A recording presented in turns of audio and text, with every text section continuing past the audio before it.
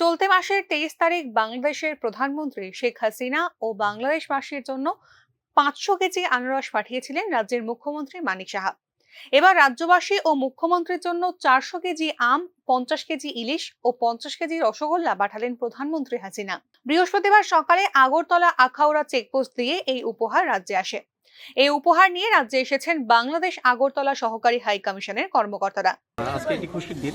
আমরা গণপ্রজাতন্ত্রী বাংলাদেশের মাননীয় প্রধানমন্ত্রী জননেত্রী শেখ হাসিনা কর্তৃক বিশেষ দিনে ত্রিপুরাবাসীর জন্য এবং মুখ্যমন্ত্রীর জন্য আপনার বাংলাদেশের বিখ্যাত হাড়িভাঙা আম এবং বাংলাদেশের জাতীয় মাছ ইলিশ এবং আরেকটি মিষ্টি যেটা খুবই বিখ্যাত রসগোল্লা, সেটা পাঠানো হয়েছে। আসলে এই আমাদের ত্রিপুরা এবং বাংলাদেশের সম্পর্ক এটা কিন্তু সেই 1971 সালের আগের থেকেও আমাদের সহমর্মিতা সহ অবস্থান বজায় আছে। এটার মাধ্যমে ত্রিপুরা বাংলাদেশের সাথে ভারতের যে গভীর সম্পর্ক সেটা আরও স্মরণ করছি।